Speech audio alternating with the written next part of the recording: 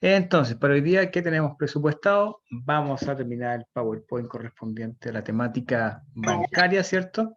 Y vamos a ahondar también en el contrato de arrendamiento o de arriendo de predios urbanos.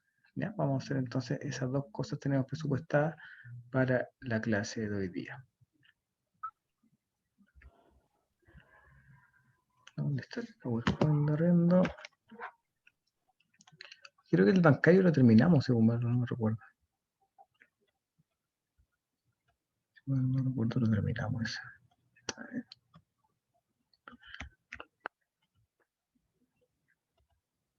Ya, entonces, respecto al crédito hipotecario, ¿verdad? Vimos una guía explicativa de los principales conceptos y en qué consistía también este crédito, ¿ya? Dejamos bien en claro que era un crédito hipotecario, que era un mutuo, ya que es un crédito hipotecario o mutuo como producto financiero. Fuimos también desglosando qué eran las tasas de interés, qué era el monto del crédito, qué es el costo total del crédito. Corresponde a la suma de todos los pagos mensuales por concepto de dividendo, incluido también ahí la tasa de interés. Vimos que era la garantía hipotecaria, que los bienes inmuebles ya lo saben de sobra, ¿verdad? Los seguros asociados, dijimos que lo obligatorio por ley eran incendio y degradamen. Incendio y degradamen. Vimos lo que era una vivienda social, no confundir directamente con una vivienda acogida al DFL2. No son lo mismo, varían en qué, en la tasación. ¿Ya? Referente a qué categoría están, es el impuesto al mutuo que se le cobra. Cuando son viviendas sociales es 0, cuando son DFL2 es el 0,2 del impuesto al mutuo. Dijimos también que no solamente los bancos prestaban créditos hipotecarios, ya si hay un cliente gestionado por otra institución que preste dinero, es totalmente hábil y no debería cambiar mucho el procedimiento respectivo. Te van a pedir antecedentes también para acreditar tanto tu liquidez económica, etcétera, y también se va a hacer el estudio de título de la casa, por lo tanto son los mismos antecedentes que se van a ir recabando. Dijimos también que el crédito hipotecario tiene diferentes finalidades, ¿ya? Se dice hipotecario cuando se garantiza con una casa, con un inmueble, pero no cuando es para comprarte una casa, ¿me entiendes? Entonces hay una diferencia, puede ser crédito hipotecario de vivienda para fines generales, crédito hipotecario de autoconstrucción también, para construir la propiedad. Dijimos también que los gastos operacionales, esta palabra se ocupa mucho, el cliente se le va a preguntar mucho cuando esté gestionando esto. ¿Cuáles son los gastos operacionales? ¿Cómo se pagan? ¿En qué momento? Dijimos que los gastos operacionales a grandes rasgos eran la tasación, los servicios legales correspondientes al estudio de título y redacción de la escritura, gastos notariales, impuesto al mutuo, inscripción en el conservador de bienes raíces. Respecto a la tasación, vimos una unidad entera también anterior a esta, por lo tanto no amerita mayor explicación. Los gastos legales asociados al abogado son por el estudio de título como tal y la posterior redacción del contrato de compraventa. Anterior al contrato de compraventa como tal, se envía un borrador de contrato, el cual debe ser revisado por las partes y también participar el corredor de propiedades para determinar que esté todo correcto y en orden. Respecto a los gastos notariales, son los honorarios del notario, ¿verdad? Que oscilan entre el 1.3 y 7 UF correspondientes. Ahora, la diferencia con los demás gastos operacionales es que aquí se puede pagar directamente al notario o también se puede abonar al banco a través de la línea corriente, cuenta corriente. Respecto al mutuo, es un tributo que grava las operaciones de crédito hipotecario en Chile. Si la compraventa corresponde entonces a la FL2 o vivienda social, va a tener un pago mucho, mucho menor. ¿Ya? Entonces esto oscilaría entre el 0% al 12%. Conservador de bienes raíces también admite esta modalidad de pagar directamente o también a través del banco. Lo que se paga aquí son los honorarios del conservador también. Tiene un mínimo de 6.8 hasta un máximo de 14.5 UF, dependiendo del valor total del inmueble. Hacer hincapié también a tener claro y explicar a los clientes que el banco no te va a pasar nunca el 100%. En la práctica, también que tienes que tener un margen para el pie.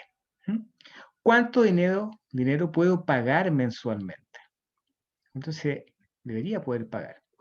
En general, se estima recomendable que el valor del dividendo, incluyendo los seguros, sea del 25% de los ingresos mensuales del solicitante. 25% de los ingresos mensuales del solicitante. Eso debería pagar uno para estar más o menos bien a fin de mes. Es importante que el consumidor tenga esta relación clara, ya que en definitiva se busca que el resto de los ingresos puedan ser destinados al consumo de otros bienes y servicios de primera necesidad, inclusive para hacer frente a las posibles emergencias que puedan surgir. Por otro lado, y según las políticas comerciales de cada entidad y las características comerciales del perfil de solicitante, la relación que existe entre el valor del dividendo y los ingresos mensuales puede llegar en algunos casos hasta el 40%. ¿Ya? Si tiene mayores ingresos, sueldo millonario, ¿ya? Puede ser mayor que eso. Puede ser mayor que eso. ¿Cómo es el proceso de contratación de un crédito hipotecario y cuáles son sus etapas? A grandes rasgos se pueden apreciar 3 etapas en el proceso de otorgamiento de un crédito hipotecario, las cuales se pueden agrupar de acuerdo al siguiente esquema. Comparación y solicitud de crédito, evaluación del crédito y formalización del crédito. ¿Ya? Comparación, solicitud, evaluación y formalización. En la primera etapa, como su nombre lo indica, se compara. Se debe recopilar información para efectos de comparar y profundizar en las características del producto para tomar una decisión óptima.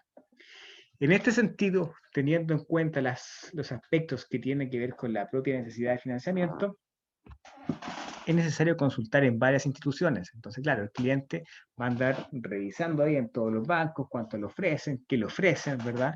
En general, la solicitud de cotización de escrito requiere documentación para acreditar el cumplimiento de las condiciones establecidas por la entidad financiera. Por ejemplo, lo que te van a pedir son liquidaciones de renta, certificado de cotizaciones previsionales, estado de situación, fotocopia de cédula de identidad, acreditación de patrimonio y deudas del consumidor, etc. Además, en general, se deben cumplir otros requisitos como la edad, como preguntaba el compañero ayer, antigüedad laboral, buen comportamiento de pago en el sistema financiero, etc. ¿Cómo elegir el mejor crédito? En primer término, debemos señalar que la elección del producto dependerá en gran medida del conocimiento de las necesidades propias de financiamiento, expectativas futuras de ingresos y eventuales riesgos que se quieran mitigar. Por ejemplo, la cesantía, enfermedades, entre otros. Por otro lado, al momento de comparar el crédito, considere productos que así lo permitan, es decir, que sean de iguales o similares características. Verifique el costo total del crédito, pero también el valor final del dividendo con todos los seguros incluidos, teniendo en cuenta este será el monto que deberá pagar mensualmente. ¿Ya? Así que mucho ojo porque a veces igual tratan de meter otros seguros. Comparaciones y solicitud de crédito, derechos y deberes. Es un deber de los proveedores proporcionar información veraz y oportuna a los consumidores. Es deber de los consumidores informarse responsablemente. Ahora, una cosa es que el cliente entienda lo que está leyendo. Yo le aseguro que la gran mayoría no lee lo que va a firmar o no lo entiende, solo firma. ¿Ya? El consumidor tiene derecho a conocer el CAE y el costo total del crédito, CTC, como se dijo antes, al momento de cotizar. Una vez que se entregue una cotización al cliente, esta se debe respetar por un mínimo de 7 días hábiles. ¿Ya? Ese es el mínimo. Los requisitos para acceder al crédito deben estar publicados al cliente y deben ser objetivos para todos los consumidores. Ahora, si bien se publican los requisitos en las páginas web de los bancos, igual después está sujeto a evaluación. Por lo tanto, ahí es súper relativo. Segunda etapa, entonces, evaluación del crédito. En esta etapa, una vez tomada la decisión sobre qué producto contratar y con cuál entidad, esta última evaluará comercialmente la solicitud por medio de los antecedentes presentados, generalmente a través de un comité dedicado a esta labor. Si la evaluación de sus antecedentes es positiva, la institución financiera aprobará la solicitud de crédito y comenzará su tramitación o la siguiente etapa de formalización. Los derechos y deberes en esta etapa se deben evaluar los antecedentes entregados por el consumidor de una manera objetiva. En caso de ser rechazados, el crédito solo se puede basar en causales objetivas previamente publicadas. Luego viene la última etapa, que es la formalización del crédito. Esta etapa considerará la firma de la documentación requerida por la institución financiera para la formalización del crédito. Se llama como set hipotecario. Posteriormente se realizará la tasación de la propiedad. Entonces ya en la última parte se realiza la tasación desde el punto de vista del crédito hipotecario o del cliente. Ya es como la última etapa. Análisis legal de los títulos de dominio, estudio de título y la redacción de la escritura. Luego se deberá firmar la escritura de compraventa en la notaría, como escritura pública. Posteriormente se realizará el proceso de inscripción de la propiedad en el conservador de bienes raíces. Ya, entonces, en la notaría te pasa una copia y tú inscribes el original en el conservador de bienes raíces. Y finalmente, la institución financiera realizará el reembolso del dinero al vendedor de la propiedad que usted desea adquirir. Finalizando con este proceso de otorgamiento del crédito. ¿Ya? Es muy importante en esta etapa que el consumidor revise y se encuentre en conocimiento de conformidad con lo que se está informando o firmando. De acuerdo a lo anterior, en general se entrega previamente a la firma una copia de la escritura para revisión. Es el borrador de escritura o borrador del contrato. Es de gran trascendencia que esta fase el consumidor verifique. Individualización del comprador y del vendedor. ¿Ya? Porque a veces ocurren errores, principalmente en los RUT o en las fechas también, sobre todo al cambiar el año. Los primeros meses del año, los primeros días del año, a veces la gente pone 2020 y ya está en el 2021. Dirección, individualización y delimitación del inmueble de acuerdo a la inscripción de dominio del conservador, es decir, revisar los deslindes. Garantía específica o general. En caso de ser una garantía general, se debe contar con una solicitud por escrito previo a la firma de la escritura. La tasa de interés, el proveedor debe mantener las condiciones ofrecidas en el crédito, quizás lo mismo que te ofrecieron. Respecto a los seguros, también poner mucho ojo. Y constancia que la propiedad es de FL2 o social. Que salga eso, para que no tengas problemas con el pago correspondiente. Aquí les dejo una pequeña tablita también de los gastos operacionales de los bancos, recaudada por el CERNAC. Como pueden ver, hay bancos que en promedio te cobran mucho más que otros. Mucho más que otros. ¿Qué pasa si no pago a tiempo mi dividendo? Te recomendamos pagar siempre tu deuda dentro del tiempo que se informa de tu dividendo, es decir, hasta la fecha de pago de vencimiento de la cuota que te corresponde pagar. Lamentablemente, en ocasiones los deudores no pueden pagar y se atrasan. Si te ocurre esta situación, la entidad financiera te podrá cobrar por los siguientes conceptos. Interés por mora. Ya te va a cobrar interés por mora. Por cada día de retraso se le cobrará un interés por mora. El que no podrá exceder un techo dado que se denomina tasa de interés máximo convencional. ¿Ya? No puede entonces pasar el interés máximo convencional. Estimado y publicado por la Superintendencia de Bancos e Instituciones Financieras todos los meses. Esa lo publica la tasa de interés máximo convencional, lo hace entonces la Superintendencia de Bancos, que publica el tope. Gastos de cobranza. Es un cargo que se genera por concepto de gestión o de gestionar el cobro de un dividendo impago. También te van a cobrar por eso, así que mucho ojo. Dicho cargo no podrá estar por sobre los límites legales. Entonces, si te atrasas, vas a tener que pagar los intereses por mora y además los gastos de cobranza. Aquí mucho ojo. Al terminar de pagar el crédito hipotecario, ¿qué debo saber para realizar el alzamiento de hipoteca? La ley 20.855, que entró en vigencia el 23 de enero de 2016, establece nuevos derechos para el consumidor con la finalidad de asegurar que, una vez pagadas todas las obligaciones con la entidad que otorgó el crédito hipotecario, usted pueda disponer libremente del bien que dio en garantía. Estos nuevos derechos corresponden a, primero, la entidad financiera debe tramitar y pagar los costos de alzamiento de la prenda o hipoteca, una vez pagadas íntegramente las obligaciones crediticias. ¿Ya? Entonces la entidad financiera debe tramitar y pagar los costos de alzamiento, no te los debe cobrar como gastos anexos. Poner mucho ojo ahí también porque podría llegar a ocurrir. Para esto se establece un plazo de 45 días. ¿Ya? 45 días desde que se extinguen las obligaciones o se realiza la solicitud. La norma contempla para facilitar este proceso la realización de alzamientos masivos, de manera de hacer el procedimiento más ágil y sin costos para el consumidor. Es decir, los bancos alzan masivamente en fechas determinadas. ¿Ya? El consumidor debe ser informado sobre el alzamiento de un plazo no superior a 30 días después de finalizado el trámite. El caso de que el consumidor haya contratado un crédito hipotecario con garantía general. ¿Qué es garantía general? Esto es aquella que garantiza todas las deudas que se mantienen con la institución financiera. Esta última le debe informar dentro de 20 días. Garantías específicas son aquellas que aseguran el pago de solo una deuda.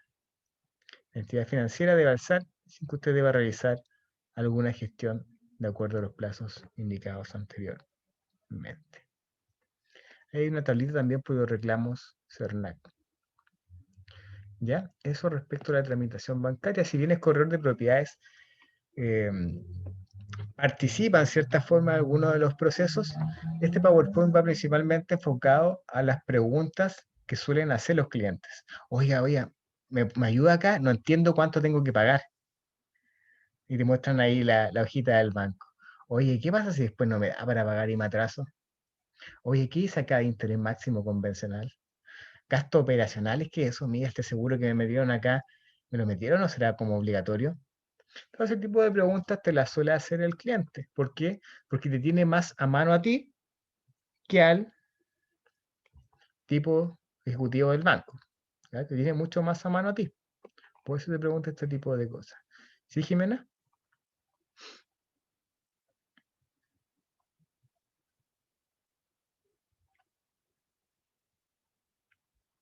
Vi que Perdón, ¿sí? es que no me manejo.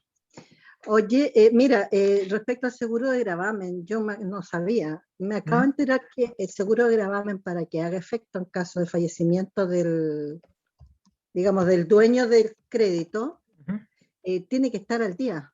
O sea, tú no puedes estar atrasado con el seguro de gravamen para hacerlo efectivo. O sea, si yo estoy comprando mi casa y me faltan unos años, qué sé yo, y me muero, si yo no estoy al día, no corre. No Así tenía es. idea, me enteré la semana pasada. El seguro de desgravamen se llama. De desgravamen, sí. Ese. Así es. ¿Ya? A veces de Sí, no, repente, como les dije, el de incendio va pegado al de sismos también. ¿Ya? sí, pero es eso. O sea, es importante, yo creo, saberlo, porque mucha gente dice, no importa si me muero, va a quedar la casa pagada, pero si no está al Claro, día, no corre, po. No así corre. es. Sí, te lo anexan a una cláusula del contrato correspondiente. Letra chica, como, como se Letra suele chica. decir, ¿verdad? Así Sí, que mucho ojo exacto. ahí también. Ya. Muchas gracias, Jimena. Ya, señores, terminando entonces con este tema bancario, vamos a entrar en otro tema que es súper entretenido. La verdad es que me entretiene mucho, que es el arriendo tradicional. El arriendo tradicional. ¿A usted ya le ha tocado arrendar una casa como arrendatario o como corredor de propiedades? ¿Ha tenido alguna experiencia respecto a eso?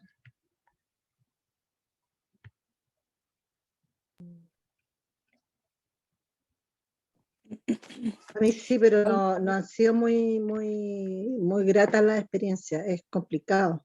¿Desde el punto de vista de corredor o como arrendatario o arrendador? De las dos partes, porque, bueno, no, como arrendador, Como arrendataria, no. Alguna vez me tocó un dueño un poco complicado que te cambia la regla del juego, qué sé yo. Claro, ¿verdad? Pero eso, conversando se arregla, por último pescáis tu mono y te vas, ¿no? Así es Ujú. fácil. Pero por otro lado, sí me tocó como arrendadora. Hoy el tema de sacar a los arrendatarios, me Ujú. tocó mucho, íbamos a vender la casa y los arrendatarios adentro, costó Ujú. mucho, fue difícil. Claro, También porque te dejan la casa, nosotros con mi cuñado ahora ponemos una cláusula de visita, exactamente. porque Eso mismo. te dejan en la casa, el departamento, no sé, pues te dicen somos 3 personas. Resulta Ujú. que llega, y sobre todo sin discriminar con los extranjeros, y resulta que después llegó la colonia completa a ocuparte el departamento Claro. y obviamente te dejan no, mal. Así que ahora ponemos cláusula, punto, sacamos Sí, la mira, historia. como bien dice la compañera, los principales problemas que son es para cómo sacar legalmente al arrendatario, ¿verdad? ¿Qué hacer entonces? ¿Cómo solucionar el tema de las personas que van a habitar en el inmueble?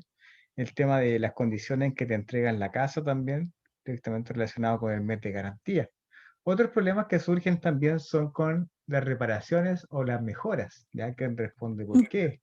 Ese también es un tema, pues desde el punto de vista del arrendador hacia el arrendatario, cuando te quieren sacar, no firmaste nada, tienes que irte mañana, la próxima semana. También ocurren, son como los problemas más frecuentes respecto a este tema del arrendamiento, ¿verdad? Erika. Profesor, disculpe que le interrumpa. Hoy día no existe mucho el tipo de inventario en el caso de arriendo. Sí, existe, de hecho les voy a mandar uno. Porque en general, bueno, a mí me ha tocado estar en las dos veredas, Ujú. pero en los casos que me ha tocado arrendar, Ujú. curiosamente no ha habido este inventario que yo conocía por parte de mis padres que les ocurrió en algún minuto. Y claro, ahí pasa eso un poco que decía la compañera, que muchas veces te entregan las casas cuando te toca a ti arrendar en forma horrible, o sea, indescriptible, lo menos nos ha pasado a nosotros Ujú. con la parcela. Fue horrible, o sea, era un pastizal, era una cochina, eran vidrios rotos, era todo lo que te puedes imaginar para llorar. Y claro, uno lo hace de fe muchas veces conociendo por contacto o por lo general a través de corredores porque te da la seguridad, porque independiente del mes de garantía que te pidan, tú dices, bueno, si hay problemas, ahí el mes corre, pero no es así. Lamentablemente no es así, como que no está, nunca vi una planilla donde diga, mira, sí, la casa está pintada, la llave está correcta, las luces, porque hay gente que se lleva, pucha, he conocido casos y lo hemos visto en televisión, que no dejan ni los interruptores. Entonces yo creo que esa era como mi duda, pensé que ya no se hacía. No, la verdad es que un corredor de propiedades correctamente debería ser un inventario. De hecho, en la actualidad se están usando mucho las cámaras en 360, ¿ya? Para fotografiar, por Perfecto. ejemplo, las murallas, todo ese tipo de cosas. Yo les voy a mandar también un formato de inventario que se complementa con el contrato, ¿ya? Y lo vamos a ver precisamente a continuación. Erika, que había levantado la manito. Sí, no, lo que quería contar de que yo arrendé una vez, en realidad 2 veces yo. Profesor, ¿me Y nunca he escuchás? tenido ningún problema, la verdad, con el arrendatario ni nada. No, Y en el Ya, contrato tengo incluí, mala digamos, señal. lo que había en el departamento, sí, en el departamento, claro, ahí como incorporé el inventario. Como inventario. habían pocas cosas, lo incluí en el contrato. Ujú. Y ahí puse las cosas que habían, que dejó, digamos, unas lámparas la señora. Y no he tenido ningún problema. La verdad que igual uno tiene que filtrar a los clientes y Exactamente. claro, y así no hay problemas, digamos, porque tiene que ver que sea solvente, Ujú. que gane 3 veces más el valor del arriendo Ujú.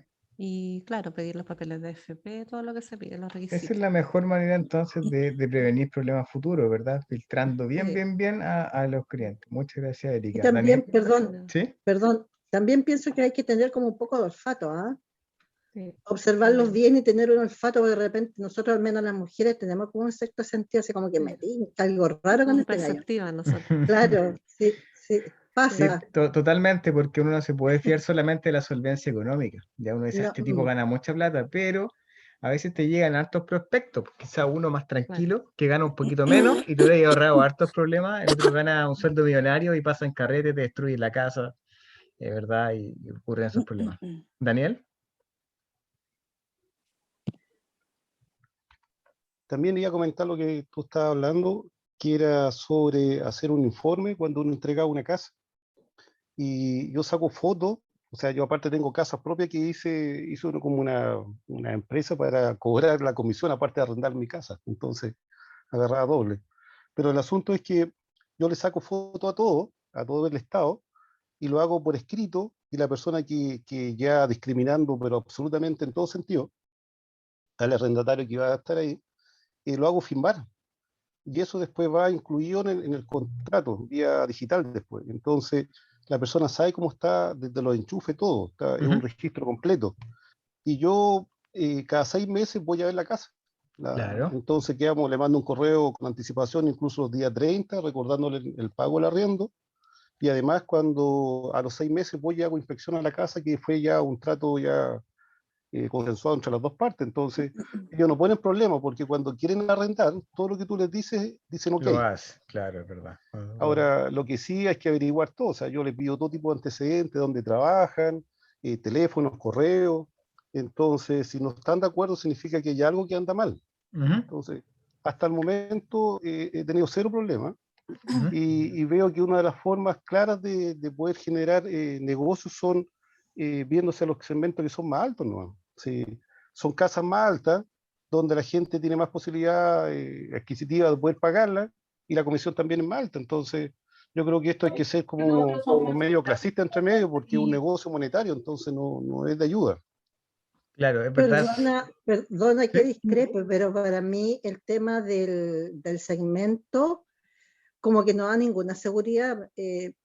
Todos sabemos la realidad que está viviendo este país, entonces hay gente con mucha plata, de dudosa procedencia, entonces no es fácil meterse ahí, es medio complicado, encuentro yo. Al menos a mí me da un poco de...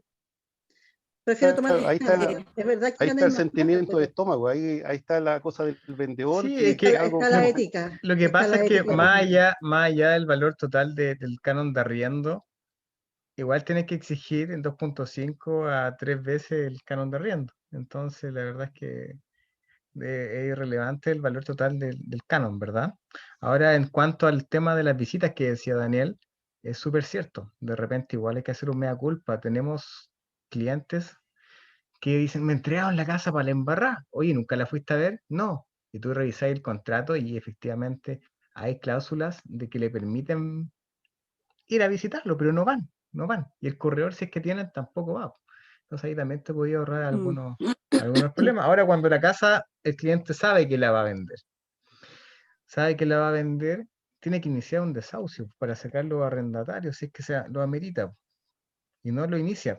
Entonces, listo, la casa está vendida. Entonces también de repente ahí se pueden vulnerar algunos derechos del arrendatario como tal, pues tú no puedes decir un día para otro, oye, tenéis que irte. Ya tiene que ser acorde a la normativa vigente. ¿Ya? Ya, señores. Profesor, ¿Sí? profesor, ¿sabes que a mí, bueno, lo que dijo Daniel, hay algo súper importante que creo que también no lo hace cualquier propietario, este control exhaustivo cada cierto tiempo, cada 6 meses, como lo indicaba, lo encuentro maravilloso, porque muchas veces también los dueños les encanta hacerse los tontos, y hay casas que en el fondo a lo mejor, no sé, se llueve, no lo indicó en el contrato, y cuando ya ruegas y ruegas que eso se recupere o se arregle, tienden a subirte el precio, el valor, porque, bueno, invirtieron unas lucas. Entonces creo, claro, ahí pasa así un poco lo que él dice, de que el estrato social también, nos guste o no, a veces hay gente que repilla. Y ahí hay que estar como muy acucioso con el tema. Ahora, en mi caso personal, cuando yo les hablé de la parcela, que fue, porque fue algo, una decisión personal, lo tomé con una persona que tenía todos los recursos, que era casi la segunda voz de un colegio privado, que jamás me iba a imaginar que la tipa, pucha, disculpen el tema, pero era cochina. Y estas fiestas, estas famosas fiestas, o sea, los otros parceleros decían, era horrible, eran las carreras de vehículos, ponían, no sé, casi micrófono, eran fiestas porque, claro, era un lugar amplio que te permitía o ellos creían que esto podían dar uso sin que nadie se diera cuenta. Y claro, y ahí hubo un error de nuestra parte porque nos confiamos, porque le conocíamos, de no venir a supervisar el lugar cada cierto tiempo. Y yo creo que ahí Claro. Daniel tiene toda la razón, es algo que tiene Que hay que hacer. que hacerse, sí o sí. Es verdad. Claro, el error de novato a veces es fiarse solamente del ingreso económico del cliente, y me pasó a mí también por haberle arrendado una casa a unos cabros jóvenes y yo nunca pensé que iban a dejar tan para embarrar la casa. Tenían solvencia económica, estaban ahí con cara de, no, si me voy a portar bien. Y claro, no indagué, porque de partida yo di por hecho que ellos eran pareja hace mucho. No pregunté y llevaban un par de meses viviendo juntos. Entonces, estos tipos complementaron renta para oportunidad de arriendo. Y como llevaban poco, se fueron a vivir al tiro, llevaron un par de meses, fue una locura. Y no les pregunté. Terminaron, po. Terminaron y se partió por la mitad el ingreso familiar. Pues eso qué significaba que al tipo no le iba a alcanzar para pagar el canon de arriendo. Si bien el tipo ganaba bien, no le daba, po, porque yo lo veía, tenía auto, tenía moto. Es como lo típico cuando empezáis a ganar tus lucas y no sabéis qué hacer con la plata. Y después te das cuenta que en verdad no ganáis tanto y no te alcanza para tanto. Eso le pasó, po, y se empezó a atrasar, y fue un real cacho. ¿Ya? Listo, muchas gracias por sus opiniones. Siempre son bienvenidas, vivencias, experiencias, ¿verdad? Compartirlas siempre enriquece al curso. Entonces, señores, tenemos acá arriendo tradicional de inmuebles. Dícese tradicional porque es el más común y que se hace sin administración. ¿Dónde está regulado esto? En la ley 18.101 en complementación, en complemento con el Código Civil. ¿Ya? Con el Código Civil. Respecto a la captación del arriendo. Características comerciales. Al principio suele ser un poco difícil de captar por la alta demanda y por la comisión que se percibe mayor. Respecto a la alta demanda, significa que una casa que está a un precio razonable de canon de arriendo no debería durarte más de un par de semanas publicadas. No debería durarte más de un par de semanas. Las casas de arriendo se van al tiro. Y también por la comisión. Es decir, que si la casa se va al tiro, significa que no tienes tiempo para captarla, o que el dueño no te necesita, entre comillas. Y por la comisión que se percibe mayor. Tú miras, ¿cómo es esto? Claro, porque te pagan la mitad de un canon de arriendo al tiro, ya el notario. Sumado a eso tienes que tener mes de garantía, mes por adelantado.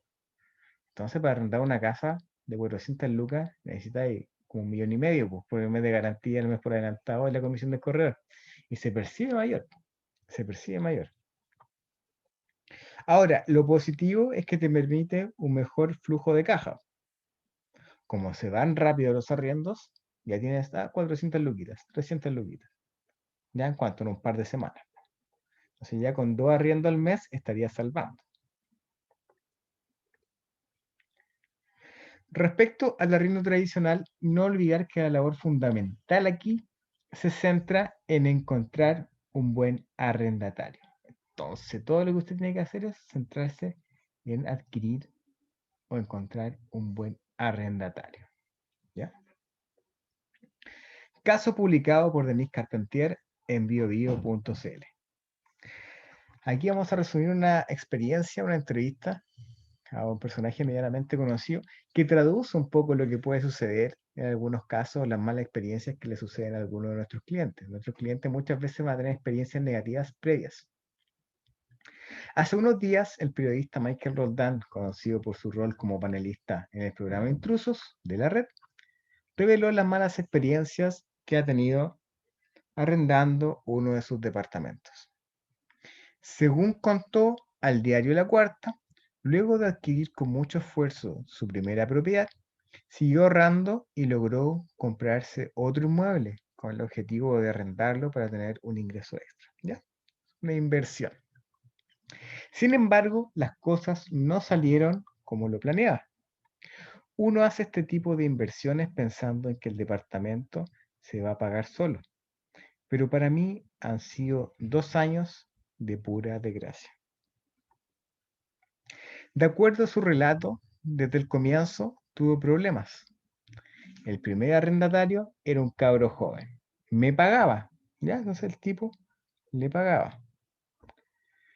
Pero se demoraba en pagar, hasta que un mes no me pagó.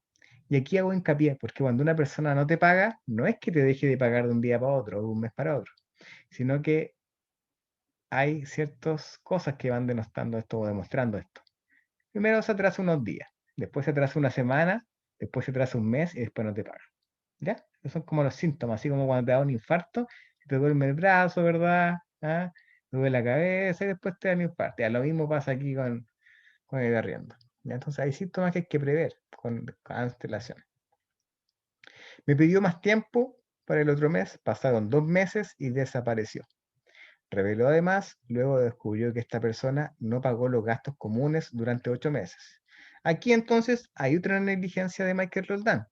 ¿Cuál? La verificación de los gastos comunes mes a mes o cada 2 meses. ¿Cómo dejas de comprobar que el tipo no te pagaba en 8 meses? Y no se trata tampoco de entregarle tu casa a otro, como bien decía el compañero, y olvidarte. Ya, ahí está la casa. No, tienes que visitarla, ver si se está pagando los gastos comunes, ver si el agua va al día, la luz. Ese tipo de cosas uno tiene que revisarla. Además de dejarlo con deuda de suministro eléctrico y agua. Lo perseguí, bloqueó los teléfonos. Otros contactos no existían. Tuve que ir a buscarlo al trabajo. Se había ido de la pega. Debía 8 meses de gastos. Este tipo me dejó clavado con más de un palo, explicó Roldán. Tuve que respactar la deuda, sacar dinero de otros lados, porque tampoco es que mi sueldo sea millonario, añadió. Luego tuvo un segundo arrendatario que le dejó una deuda de 200.000 pesos, pero eso no fue todo. Luego de esto arrendó a una madre con su hija, quienes se fueron del lugar sin avisar ni dejar rastro. Ahora, tampoco, eh, si una persona se va, tiene que ir a inspeccionarte. Según la ley 18.101, establece un proceso. Tú no puedes llegar, romper la chapa y entrar a la fuerza a la casa que está siendo arrendada. Tiene que ir una persona determinada a verificar que esa casa efectivamente ya no está viviendo nadie. ¿Ya? Así que mucho ojo ahí también. Eso está en la ley 18.101. Échale un ojito, porque hay procedimientos más específicos también. Quienes se fueron del lugar sin dejar rastro. Más tarde se enteró de que la mujer abandonó el inmueble porque una amiga suya se había suicidado en el departamento, que queda en un piso 11 lanzándose por el balcón.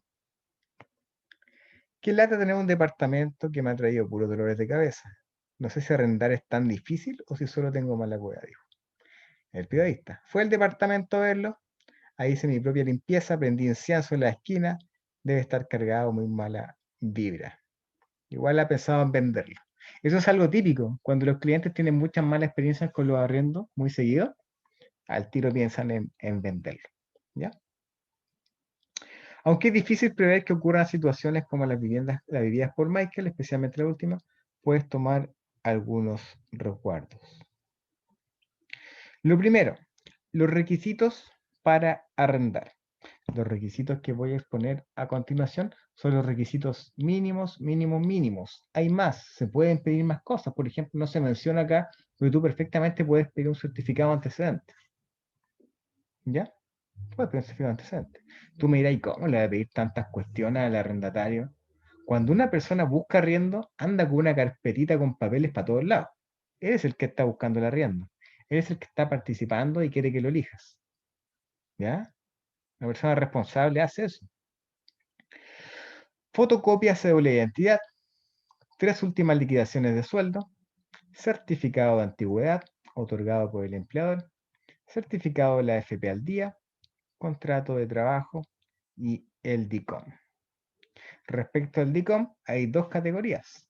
Está el DICOM básico y hay uno que es como el Gold, por decirlo así, ya el que te da más detalladamente las cifras adeudadas. Hay 2 DICOM entonces. ¿Ya? Hay un DICOM de arriendo también.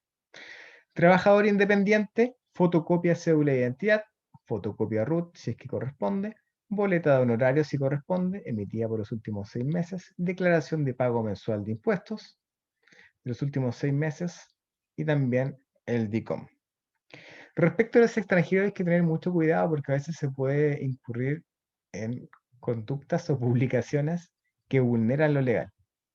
¿Ya? Tú no puedes discriminar a las personas por ser extranjeros. ¿Ya? Así que mucho ojo ahí, porque yo he visto publicaciones que digo, "Oye, están como para recurso de protección, o sea, ¿qué onda?". Es como, no se admiten haitianos. ¿Ya? Ese tipo de cuestiones tú no las puedes poner. ¿Ya? Mucho ojo ahí también. Ahora, otra cosa es que después elijas bajo parámetros objetivos, entre comillas, y vayas seleccionando, pero en una publicación tú no puedes poner eso. En cuanto a los extranjeros, son los mismos requisitos. Algunos piden el pasaporte, algunos piden el RUT, ya sea el temporario o el definitivo. Ya, y va a depender también de cada persona.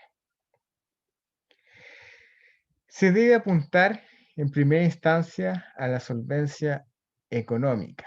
Ya digo, en primera instancia. Lo primero que tiene que cumplir es que esté ganando lo correspondiente.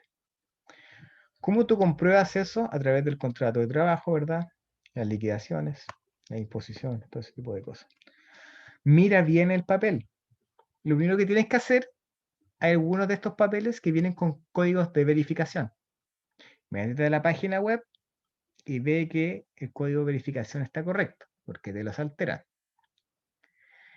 Después de eso, intenta con una calculadora sacar los porcentajes a mano para que te calcen. Sueldo líquido, el bruto, tanto. ¿Por qué les digo esto? Porque a veces te lo modifican y te lo modifican mal. Y te modifican solamente el valor final. Entonces, si tú sumas y restas, no te da el valor final. ¿Ya? Aquí es súper común que te falsifiquen algo o te mientan en lo que te dicen. Ya, y me pasó un caso que yo le preguntaba a un caballero, muy bien, ¿cuánto gana? No, y gano como un palo. Ya, la casa se arrendaba como en 300 lucas, ya, 350. Ok. ¿Y qué trabaja? Trabajo con mi hermano. Ya, pero ¿qué hace? No, ahí, de todo. Chuta, entonces yo le preguntaba y tenía una camioneta súper grande y no me sabía decir en qué trabajaba. Después al final pasaron como unos días y me dice, no, no, mira, acá tengo un contrato de trabajo. Y me mandó un contrato hecho como recién, que como que él arrendaba equipos de sonido a una disco. Y era un contrato súper piñufla, así como arriendo a tal persona, firma conforme 1.000.000. Ya, bueno, empecé a sospechar respecto a este tipo y al final, no sé, parece que era como narco o algo por el estilo, por eso no tenía cómo demostrar los ingresos al momento de arrendar. ¿Ya? Y personas así les van a llegar siempre. Entonces, pedir un ingreso mínimo demostrable de 2.5 o 3 veces mayor que el canon de arriendo. Por ejemplo, si el arriendo es de 300.000, el sueldo o el ingreso familiar debería rondar entre los 700.000 a 900. En ocasiones parece mucho, pero hay que considerar que además se pagan otros gastos como alimentación, colegio, universidad, pasaje o benzina dependiendo en qué se moviliza, gastos de automóvil, sobre todo cuando llega marzo. Incluso algunos clientes pagan pensión alimenticia. Entonces ya estoy hablando de una buena fracción de tu sueldo que se te va. Y también dejar un monto para enfermedades que tenga o que puedan surgir. Entonces no es tan alocado. A veces te dicen, tú publicas los requisitos y después que la cuestión es de hora. Lo estás resguardando también a ellos, para que después no tengas que echarlo a la calle. ¿Puedo complementar renta? Sí se puede, ¿ya? Sí se puede complementar renta. Pero hay puntos a considerar. Primero, se deben pedir los mismos requisitos de solvencia y antigüedad laborales a ambos. ¿Ya? Los mismos requisitos, los mismos papeles. Tienen que ir para la esposa o esposo, si es que son cónyuges, si es que son hermanos también, los mismos requisitos, los mismos papeles. Poner atención a quienes vivirán en el inmueble. Es más realista que complementen 2 cónyuges a que lo hagan un par de primos. De repente te dicen, ¿yo puedo complementar renta? Sí, sí puedes. Ya. ¿Y con quién vas a complementar? Con mi primo. ¿Y tu primo de dónde es? De Valpo. Oye, pero la casa está en Buimpo. O sea, ¿cómo vas a complementar renta? Eso es más como una Valpo. O sea, ¿ya? Entonces, ahí hay diferentes, ahí no es complementar renta. Cuando tú tienes un aval, ese aval tiene que tener las 3 veces el sueldo. Si complementa renta, claro, puede tener menos, pero si es un aval, tiene que tener 3 veces el sueldo, o sea, no te sirve como garantía. Hay que fijarse en sus relatos, ir puliendo también ahí qué preguntas hacer, cómo recabar la información. ¿Se pueden usar como garantías chequea fecha? En el último tiempo este método se ha visto como algo frecuente, pero suele hacer ciertos desconocimientos sobre este tipo de procedimientos. Todos los cheques son pagaderos al día de su presentación. En Chile no existe cheque a fecha, legalmente. La ley de cuentas corrientes bancarias y cheques dispone que el cheque es siempre pagadero a la vista y que cualquier mención en contrario se entenderá por no escrita. Asimismo, señala que el cheque presentado a cobro antes del día indicado como fecha de emisión es pagadero el día de su presentación. Ahora, más allá de eso, no obstante, los bancos también tienen sus protocolos de pago, ¿ya? Pero legalmente, directamente, son pagaderos. ¿Puedo pedir un aval? El aval no es otra cosa que una fianza. El aval puede ser subsidiario o solidario, ¿ya? La responsabilidad solidaria es aquella que hace referencia a la obligación conjunta sobre una misma obligación de pago. La solidaridad implica que la exigibilidad puede extenderse a otros sujetos distintos del deudor principal en las condiciones definidas por la ley. Si existen varios responsables solidarios, se podrá dirigir indistintamente contra cualquiera de ellos. Es como que tú, ante el no pago, puedes cobrarle a cualquiera de los dos, sin un orden de prelación. Cuando son solidarios, cuando son subsidiarios, tú tienes la obligación legal de cobrarle, de agotar todas las instancias con el deudor principal y después con el aval.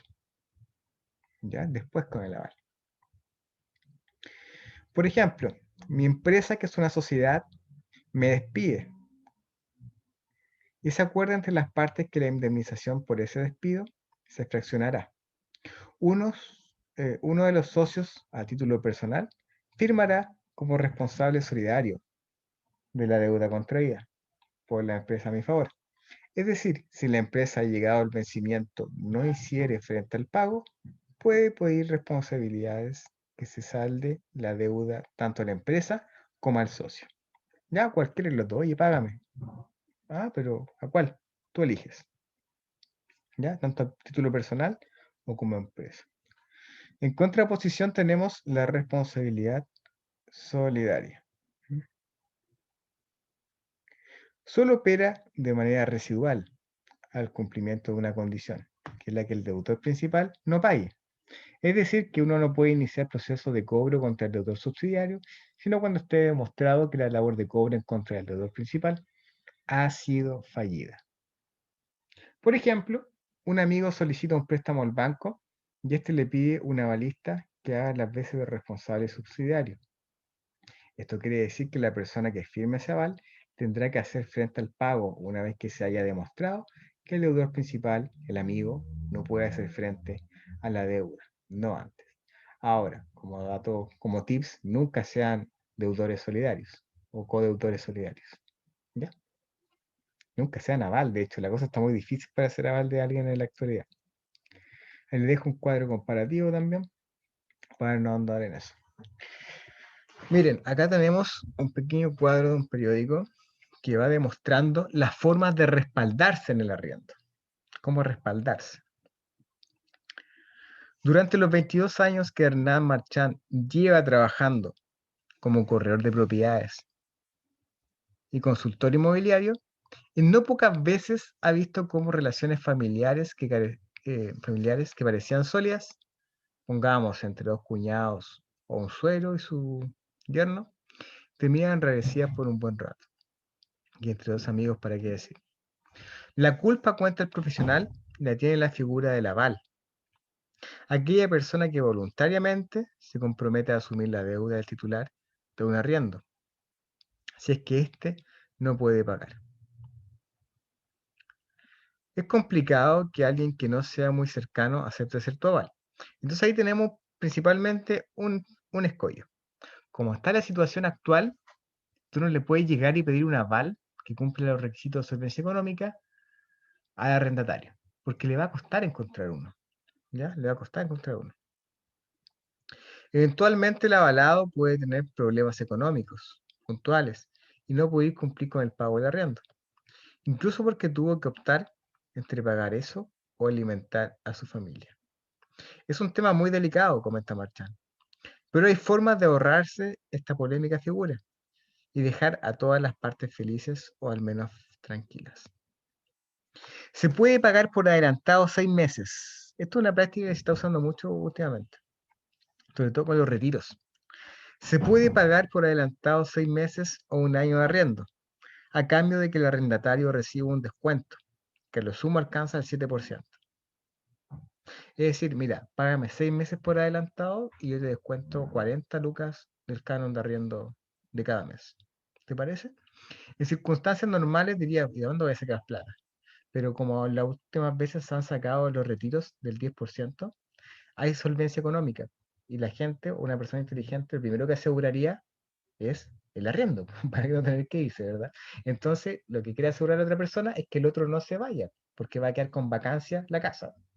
Entonces, se está utilizando mucho eso en la actualidad. Dame 6 meses, te descuento 40 lucas de cada mes. Los dos ganamos. ¿Ya? Así que es un método que pueden aplicar. El arrendatario paga un poco menos y el arrendador se asegura de no tener vacancia. Un buen negocio para ambas partes. Otra forma es documentar con cheques un periodo de tiempo que también puede ir de los 6 meses hasta el año. De repente hay algunos que te piden 12 cheques. Ahora tú me dirás, estoy resguardado con 12 cheques, pero los cheques igual te aguantan mucho. Pueden ser de goma a veces. ¿Ya? Pueden ser de goma a veces. El tiempo que también puede ir de los 6 meses hasta un año. Aunque para el corredor y asesor inmobiliario Arturo Cisternas, este método no garantiza mucho. Nada le asegura al propietario que el arrendatario finalmente cubrirá los cheques si tiene algún problema. Otra forma, no muy usada ya, pero válida, es hacer firmar al arrendatario letras de crédito. Algo muy similar a lo que se hace para pagar el colegio de los niños. Bueno, no en cualquier colegio sí, pero en algunos sí. Te hago firmar 12 letras y el banco es quien te las va cobrando mes a mes. ¿Qué se gana con esto? Simplemente que sea el banco quien se encarga de cobrar la deuda de talla. Algo más común hoy para evitarse el aval es pagar más meses de garantía. ¿Ya? Más meses de garantía o más meses por adelantado. Lo tradicional es que se pida solo uno para cubrir los perjuicios que reciba la propiedad cuando es devuelta, ¿verdad? Pero para evitarse el aval y al menos sentirse cubierto un tiempo, se pueden pedir 2 o 3 meses de garantía por adelantado. ¿Ya? Dice Daniel Lamadrid, abogado especialista, si la presencia del aval se hace imposible de evadir, se puede firmar un contrato entre el aval y el arrendatario. Es decir, cuando es un aval solidario, para que el otro aval quede más tranquilo, firmar un contrato entre ellos. En caso de que le toque pagar el aval, judicialmente pueden arreglarse a través de un juicio ellos. Entonces, si el aval podría...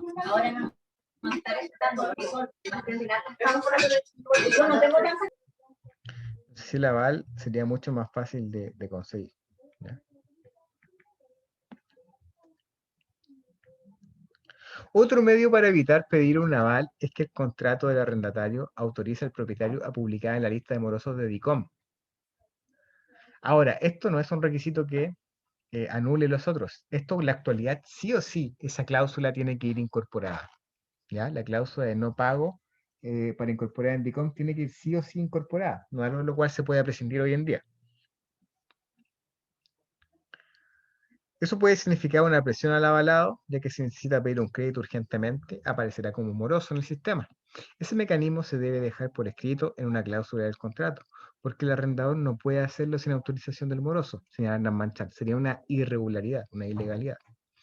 El mercado también ha dispuesto de productos para hacerle el quite al aval. El seguro de arriendo que ofrecen compañías de seguros es uno. ¿Ya?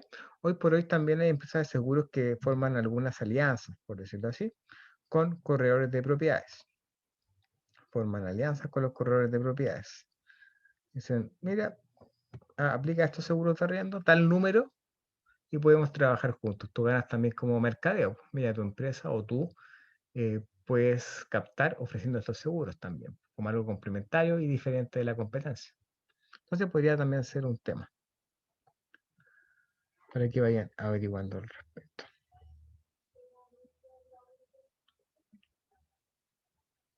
Entonces, como les dije anteriormente, tenemos esta ley de arriendo, que reseña los principales aspectos sobre el tema. Regula los arriendos en sectores urbanos y establece cómo opera el término anticipado de los contratos. Les adelanto que el término anticipado de los contratos se llama también desahucio, ¿ya? Es el término anticipado y unilateral de un contrato de arriendo. Eso se le conoce como desahucio. Cuando la gente dice, no pueden llegar y sacarme, tengo un plazo de gracia. Bueno, ese plazo de gracia, entre comillas, es el desahucio. De gracia, entre comillas, digo porque se paga, ¿ya? Se paga. ¿Para qué tipo de propiedades rige la ley sobre arrendamiento de predios urbanos? Bueno, la ley rige para bienes raíces urbanos, no incluye a los predios superiores a 1 hectárea y que sean destinados usados para actividades agrícolas, ganaderas o forestales. En primera instancia, entonces, no superiores a 1 hectárea ni que sean destinados a actividades agrícolas, ganaderas o forestales. Eso ya serían considerados como agrícolas, rurales o rústicos. ¿Ya? Tampoco se aplica la ley de arriendo a los inmuebles fiscales, viviendas que se arriendan amobladas por temporadas no superiores a 3 meses para fines de descanso o turismo. Hay una normativa específica para hoteles, ¿ya? Hostales, casas que se arriendan amobladas. Hay otra legislación. Ni a los hoteles o residenciales. No aplica a estacionamientos tampoco, ni rige para las viviendas que se arriendan con promesa de venta, sistema conocido como el leasing. Entonces la presente ley no aplica para el leasing porque el leasing tiene una ley específica también. ¿Es necesario escribir el contrato? La legislación chilena no obliga a escribir el contrato. Dice que es un contrato consensual. Sin embargo, es aconsejable que quede por escrito, en especial para evitar los conflictos y probar ante tribunales los incumplimientos. Un contrato ante notario puede contener el valor de la renta, la forma de reajuste, la duración del contrato y en general cualquier otra cláusula que ambas partes acuerden. Puede también incorporar el inventario de los bienes, como decía su compañera. ¿Cómo se denomina a las partes que celebran el contrato? Esto parece ser algo súper básico, pero les aseguro que la gente se pierde. A veces la gente se pierde con la diferencia entre arrendador y arrendatario. Arrendador es la persona que es el propietario, normalmente, porque también se puede arrendar a través de un representante, es el propietario del predio o inmueble. El arrendatario, la persona que hará uso de la propiedad. También la ley lo dice como inquilino a veces. ¿Qué tipos de contratos existen? Existen contratos temporales pactados mes a mes, contratos indefinidos sin fecha de término y contratos a plazo fijo, en que se establece una fecha para el término del arrendamiento. Contratos a plazo fijo, en que se establece una fecha para el término de arrendamiento. ¿Qué es el desahucio del contrato? En general, es recomendable que el contrato señale la fecha de término y las condiciones de renovación. Ya tiene, para ahorrarse problemas, normal que vaya la fecha de término, ¿ya? O que sea anual. Como corredores de propiedades, ustedes pueden tener mayores ventajas si redactan un contrato anual, aunque no sea con administración, aunque sea un arriendo tradicional. ¿Por qué? Porque pasado el año ustedes pueden volver a llamar al cliente y decirle, ¿cómo se portó el cliente? No, bien, bien. Chuta, igual las cosas económicas cambian de un año a otro. Podríamos hacer una evaluación económica del tipo, ¿te parece? Yo no te voy a cobrar lo que te cobré la vez pasada, ahora te voy a cobrar menos. Entonces lo puedo usar también como un gancho comercial. ¿Ya? Por lo tanto, siempre hagan los contratos anuales como corredores, sin cláusulas de renovación. El desahucio consiste en que uno de los contratantes del arriendo, el arrendador, comunica anticipadamente al otro su intención de poner fin al contrato. Entonces lo podríamos definir como el término anticipado y unilateral por parte del arrendador del contrato de arrendamiento. Esa sería la definición del desahucio. ¿Mm?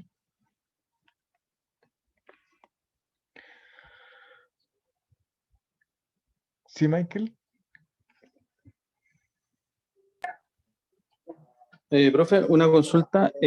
Cuando una persona pone término anticipado a un contrato, ¿es distinto que lo haga en los primeros 6 meses o después ya cercano a, no sé, por el mes décimo, en el sentido de que se establece una multa, pierde el mes de garantía, etcétera?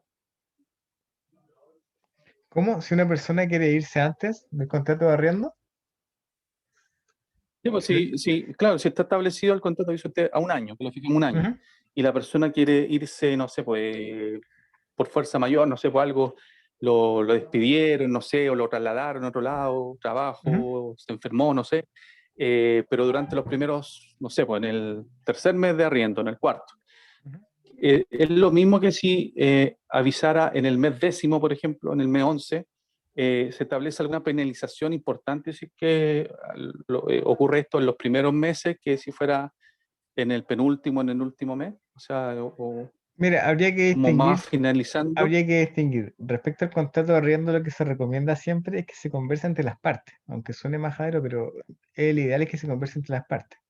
Ahora, también tú puedes incorporar una cláusula al contrato de arrendamiento que diga que si una persona, en este caso arrendatario, quiere irse de la casa arrendada con anticipación, se impondrá una multa de tanto, tanto, tanto. Ese tipo de cláusulas sí se puede incorporar, ¿ya? Ahora, en la actualidad no hay una penalización directa para el arrendatario. Normalmente es como inversa el tema de la carga.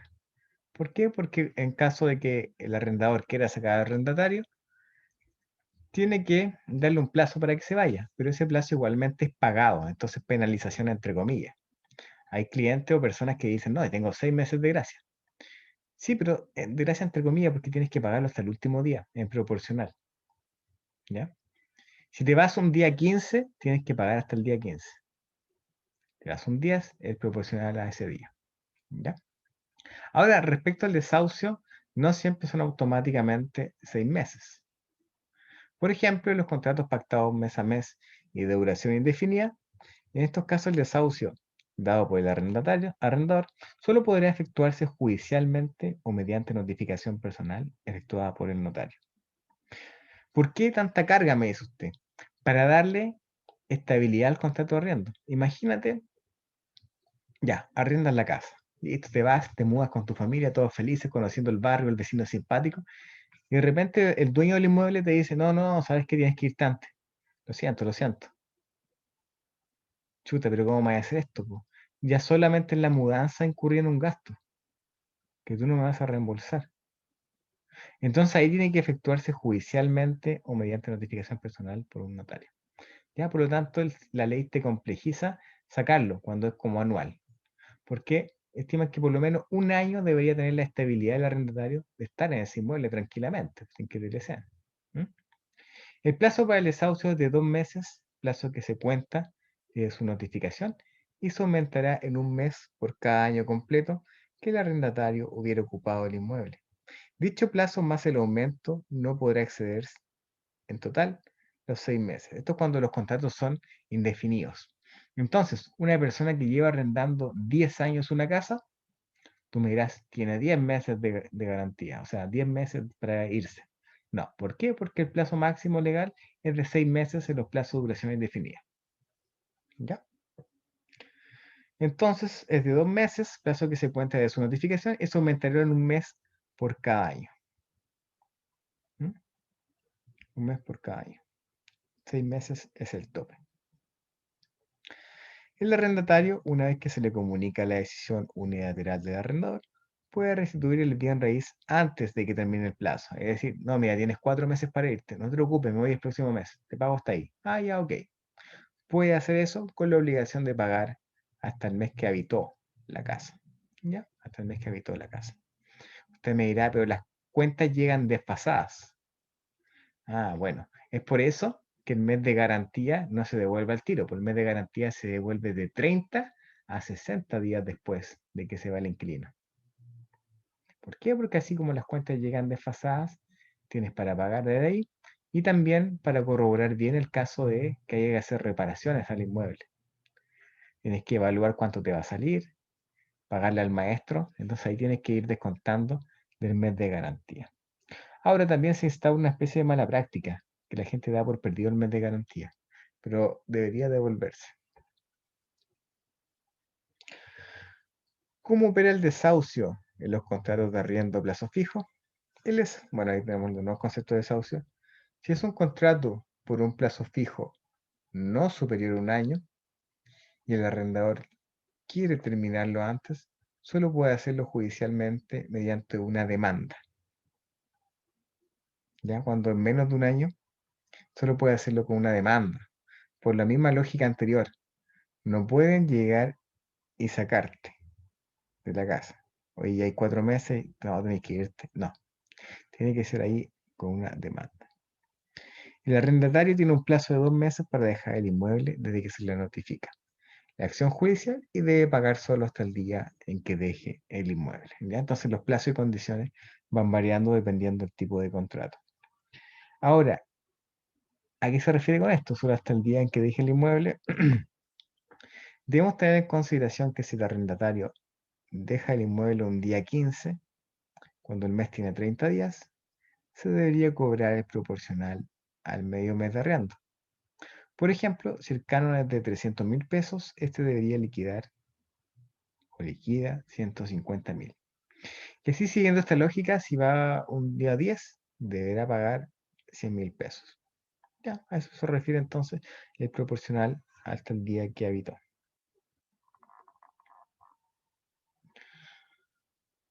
Obligación de restituir al arrendatario. ¿Sí, Michael? Disculpe, cortito, mire, que justamente en la tarde estaba conversando con un sobrino y me daba el caso de que ellos arrendaron una oficina, ¿ya? Ya. Bueno, no estoy claro si oficina o no, pero, ¿cómo se dice el otro? Cuando es casa, bueno, casa, ¿ya? Pero le cobraron, me dice él, en vez de, bueno, el mes de garantía, más, en vez de medio mes, ¿no es cierto? Medio por cada parte, le cobraron un mes entero a ellos, adicional. ¿Está bien eso? ¿Se pueden establecer cláusulas distintas a las como las normales para cánones de arriendo? ¿Ese mes se lo cobraban al corredor o un mes de garantía adicional?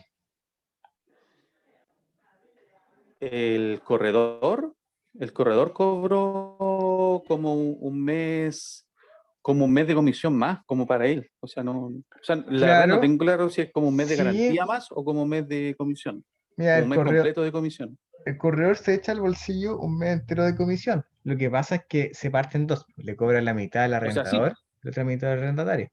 sí, pero me decía él que le cobraron todo, o sea, no sabe si a la otra parte igual le cobró un mes entero, pero Ujú. a ellos, en forma puntual, le cobró el mes de garantía más un mes más. O sea, al final tuvo que pagar como 3 meses de una. El Claro, mes mira, normal, el mes de garantía y el mes de condición. si ¿Me efectivamente, entiendes? si efectivamente cobró un mes de comisión, la verdad es que eso se puede hacer. Ya no hay irregularidad. ¿Y por qué? Porque las comisiones son libres. Tú puedes cobrar, entre comillas, lo que quieras a las partes. Va a depender de ellas si quieren pagarlo. Ahora, lo que puede ser también es que ese mes no sea para el corredor, sino que sea un mes de garantía. O a veces se piden 2 meses de garantía, cuando las casas tienen características que la hacen diferente a las otras casas. Por ejemplo, la pintura es cara, tiene papel de comunal que es caro y que si se destruye, no alcanza con un mes de garantía. ¿ya? Y de repente efectivamente no alcanza con un mes de garantía, ¿ya? Cuando el piso es alfombrado y tienes perros, te lo destroza. Cuando las murallas son blancas y tienen niños también. Cuando los chicos son buenos para los carretes y estacionan el auto en lugares que no corresponden adentro de la casa. Se rompe el suelo, hay que repararlo, hay que pagarle al maestro. Rompen alguna cañería cara, el medidor del agua. A veces no te alcanza con un mes de garantía, por eso a veces se piden 2 también. ¿Ya? Ahora, en cuanto si le cobraron eso a tu amigo, no hay ninguna irregularidad. Te pueden cobrar un mes de comisión si quieren. ¿Ya? Ya. O sea, el mínimo es el 50%.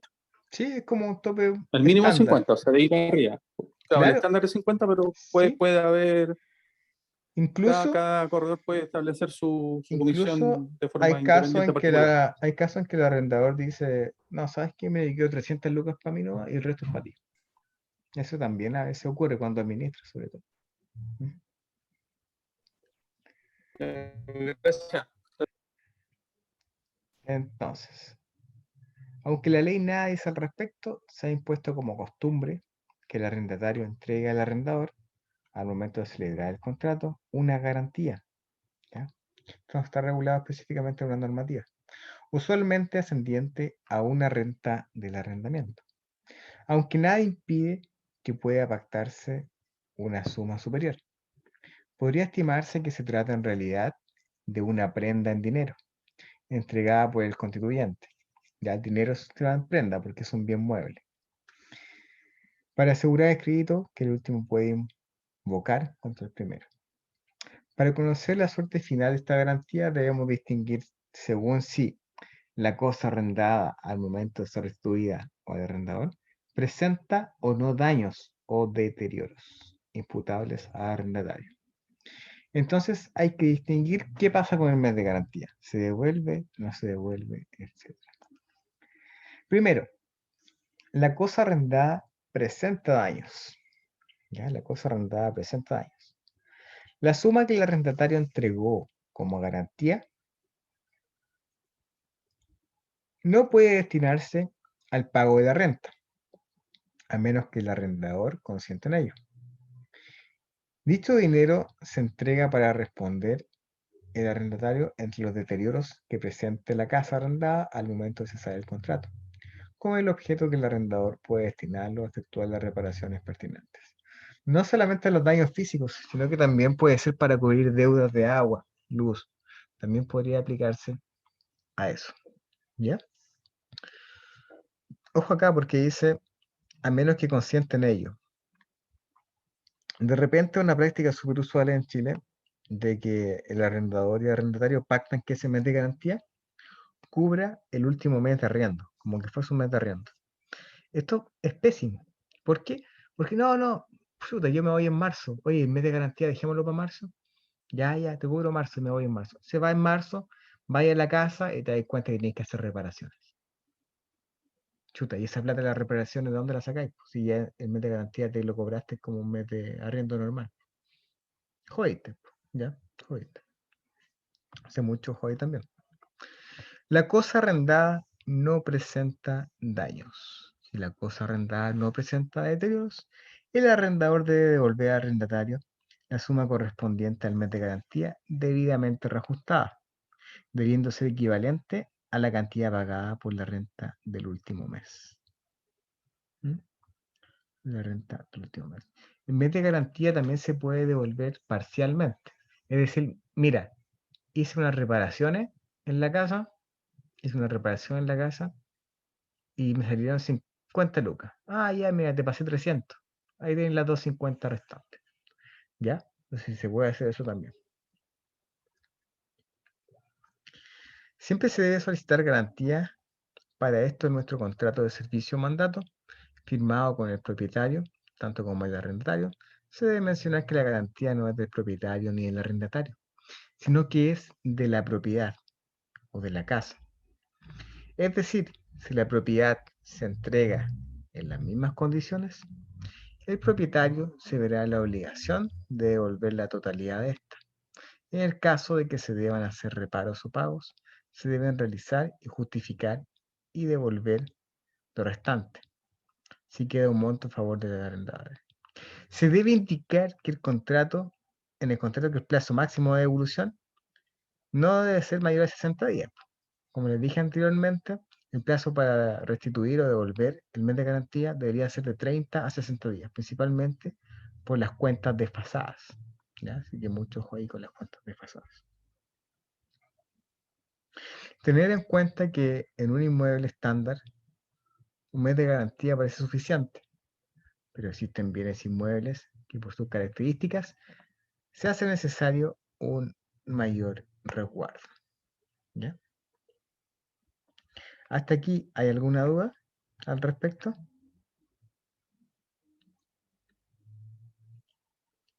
Sobre el tema del arriendo. Esto es lo que hemos visto hoy día. Janet, dígame. Janet, quería hacer una consulta. Usted dijo que el dinero de la garantía se debería reajustar. ¿Eso se hace de acuerdo al IPC? Igual como se reajusta anualmente el arriendo. Exactamente, según el IPC. ¿Ya? O sea, cuando si la persona me... Ya. Esa era la duda. Claro, exactamente el IPC. Y la otra duda es de, bueno, en realidad es de acuerdo a o sea, tengo un yerno que arrienda en Vallenar y pasa que arrendó solo de palabra y lleva más de 8 años ahí viviendo con unos compañeros, porque ellos trabajan en Huasco y bueno, pues el caballero le sube el arriendo de acuerdo al IPC. Les cobraba como 2.90, 2.80. ¿Ya? Y ahora les va a subir 70.000 pesos más porque según él ahora están más caros los arriendos. Pero él le sube de acuerdo al IPC en forma anual. ¿Está bien que le suba esos 70.000 pesos al arriendo de una, sí? Siendo que ya le sube de acuerdo al IPC. No, no corresponde que se suba sin un previo aviso, por ejemplo, ¿ya? Pues eso tiene que quedar conversado, ya que es de palabra, entre comillas, el contrato, previamente, en qué momento y cada cierto tiempo se va a negociar el nuevo precio, o si no, no podría aplicar. ¿Ya? No podría aplicar. Ya. Ahora, como bien dice la compañera, hay diferentes tipos hay diferentes tipos de reajustes, pero tienen que estar debidamente pactados. Uno de ellos es el IPC, otro es por oferta-demanda y otro es por mejoras introducidas en el arriendo. Esas son las tres formas.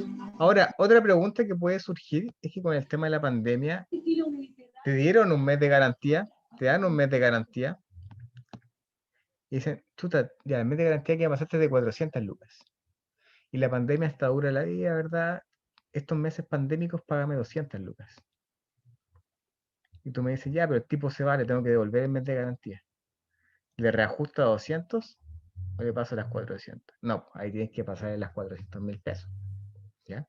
No las 200 reajustadas al último mes de garantía. No, tienes que pasarle las 400, que es una pregunta que podría surgir. ¿Ya? Entonces las casas se puede reajustar en mes de arriendo, IPC, mejoras introducidas y oferta-demanda. ¿Ya? Son las tres formas en que se puede hacer. ¿Sí, Fernando? Dígame.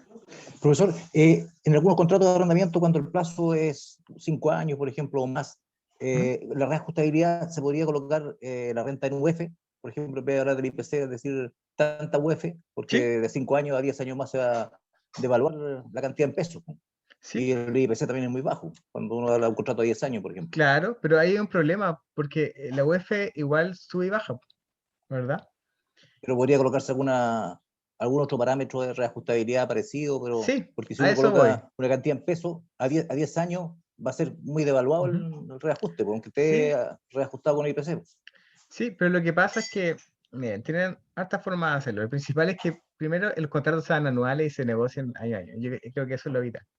Segundo, el reajuste del IPC concurre siempre que sea positivo a favor del arrendador, o si no, no aplica. Entonces, con el tema de la UF también iría esa cláusula, de que la UF aplica el valor de la fluctuación de la UF siempre que sea beneficie al arrendador. ¿Ya? Tú puedes incorporar esa cláusula para que, como bien dices tú, claro, por el tema de la inflación, ¿verdad? Que pacta a largo plazo, no vayas a verte perjudicado o no te aumente el precio. ¿Ya? Jacqueline. Activa el micrófono.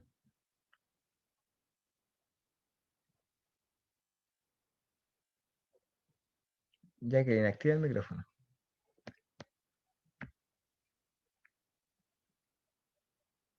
No, no te escuchamos. ¿Puedo leer los labios que dice? ¿Ahí? A ese. ¿Ahí? Ahí sí que sí. No, lo que pasa es que yo en la experiencia que tuve por mucho tiempo de arrendataria, de arrendar, yo cuando hacíamos el contrato, si la casa, yo siempre las dejaba en buen estado, o sea, arrendé durante 3 veces antes de comprar. Entonces, me pasó siempre que yo usaba el mes de garantía, porque la casa, aparte de cuidarla, la tenía bonita, la mononaba, y qué sé yo, no descontaba nada, pero sí, cuando daba aviso, en los términos correspondientes, yo lo que hacía era ocupar el mes de garantía, y siempre no tuve problema con el arrendador, en ninguna vez. Usé mi mes de garantía pidiéndolo, a eso voy. También se hace. Claro, tú ibas como incorporando pequeñas mejoras durante el arriendo. Y ibas pagando el claro. garantía. Entonces iban a revisarla, por supuesto, todo, y no como las compañías han contado experiencias terribles. Claro, como el compañero en un principio dijo que también, que él iba y miraba, y lo estipulaba en un contrato.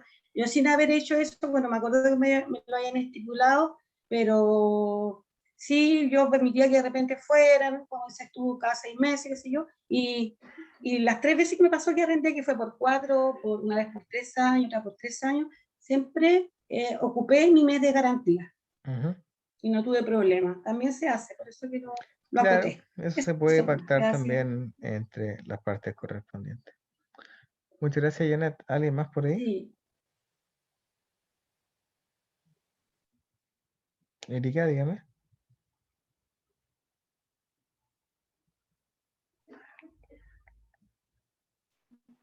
Sí. Ahí sí. ¿Escucha bien? Sí.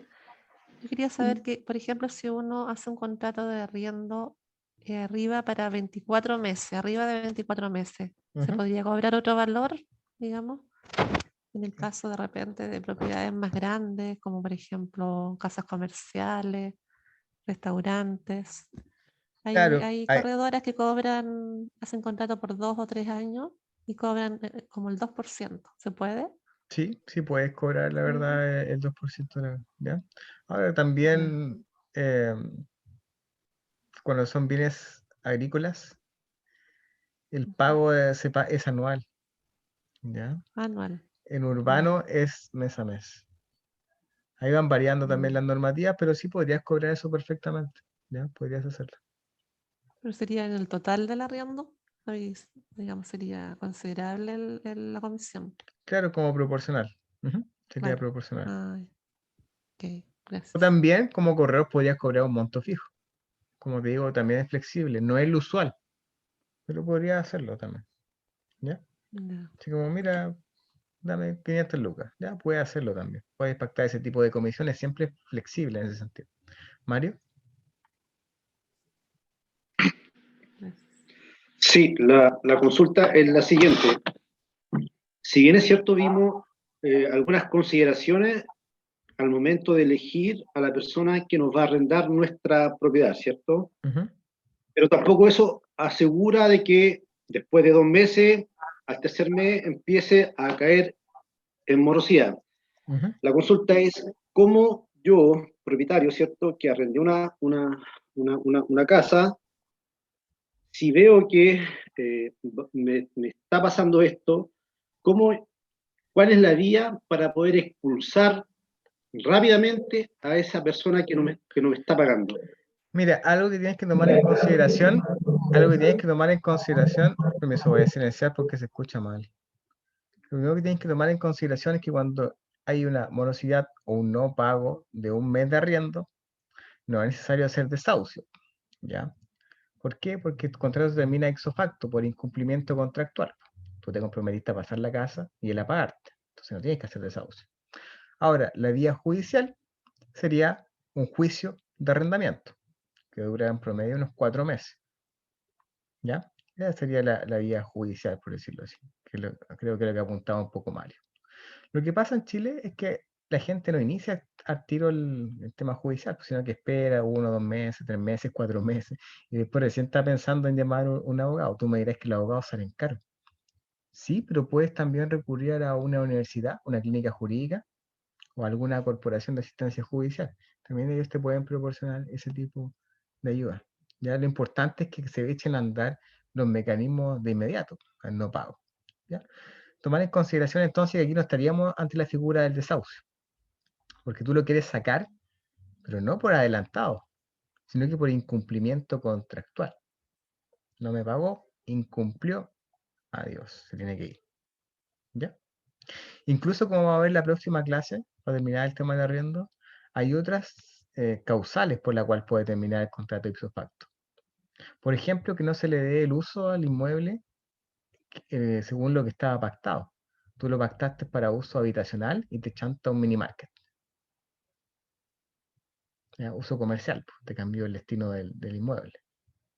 ¿Ya? Entonces vamos a ver todo ese tipo de cosas también en la próxima clase y vamos a ver las mejoras y vamos a analizar un contrato de arrendamiento. ¿Ya? Terminado eso, les voy a dar un temario. Vamos a tratar de que la clase de mañana sea un poco más cortita. Siempre digo lo mismo, la verdad. Pero voy a tratar, así tienen tiempo para estudiar. Ya recuerden que la prueba es el día viernes. La prueba es súper simple, así que no se asusten tanto.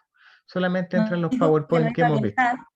¿Cómo? Eso sí nos dijo que nos iba a orientar un poquito mañana respecto a cómo era tanta la materia, que usted como que nos iba a orientar un poquito ¿Sí? del temario de la prueba. ¿Va a Sí, ser así? exactamente vamos a hacer eso. ¿Ya? Ya. Como les digo, no se asusten, la prueba es súper simple. Los que quieren darla de forma verbal, la prueba, me avisan con anticipación, ¿ya? Para agendarla. Ese día no tenemos... ¿se puede dar? Sí, ese día no tenemos clase. Les voy a enviar la prueba a las 8 por WhatsApp. Ustedes descargan la prueba del WhatsApp y la empiezan a hacer. Tienen hasta las 10 para enviarme la prueba. ¿Ya? Ya, profe. Son 2 horas para 30 preguntas, así que tienen harto tiempo. Son 30 preguntas. ¿Cómo es? Hay que contestar. Son verdaderas, falsas, justificar la falsa, justificar la verdadera. ¿Sí? Ah, sí. Verdadero y falso, justificar la falsa. Justificar la falsa. Ya. Jimena, dígame. ¿Desarrollo también, profe, o solo alternativas? No, solo alternativas. Perdón, entendí mal, ¿el lunes? Entendió mal, es el viernes. Ah, ay, ya, gracias. El viernes tenemos... Déjela para el lunes, déjela para el lunes. El lunes no podía. No, antes que se vaya, la verdad es que les conviene que sea el viernes, porque si hay algún reprobado tengo tiempo para ver cómo lo arreglamos. ¿Ya? Por eso no les tomo el lunes, porque no lo alcanzo a resolverla en la semana y tengo que tener el libro de clase el día después de finalizado. ¿Ya? Por eso lo hago para revisarla al finde y así ver qué podemos hacer en caso de que haya mortandad en la semana. ¿Ya? Masiva. Masiva. No se ría. Ay, no digas eso, Michael. Entonces el curso termina literalmente el viernes. No, el curso termina el... No, el 10. 6, 10. El 10. El 10 termina el curso. El 10 termina el curso. Sí, de hecho nos quedan hartas cosas por pasar. Lo que pasa es que hago la prueba antes, por eso que le dije, y también para después pasar las cosas más tranquilo, ¿verdad? Más relajado y que no le entre tanta materia. Para que no entre tanta materia. ¿Sí? Diego, tú dijiste de un temario, ¿lo vas a dar ahora? No, lo vamos a analizar mañana. Ah, ok, ya, gracias. ¿Ya? Céntrese, como consejo a los que quieren estudiar ahora, concéntrese en la promesa de compraventa y en el PowerPoint número 2. Esos son los que se rescatan la mayor cantidad de preguntas. ¿Ya? Promesa de venta para... profe, yo voy a ver, igual mañana le voy a avisar si le hago verbal la prueba porque aún no cacho el Word. Estoy ahí con temas. Si no por Word, pues por WhatsApp. No, pero le voy a enviar el Word por WhatsApp. El Word por WhatsApp. ¿Ya? Como les digo, el que quiere dar la vía verbal me avisa. No es más difícil, es lo mismo. Ya es el proporcional. ¿Ya? Ya, señores, quedamos hasta acá. Cuídense mucho. Descansen y nos vemos mañana. Igual. Ya, hasta mañana, Ya, gracias. chao. Compañeros. Chao. Chao, chao. Chao. Hasta mañana. Chao, Chao, chao. chao.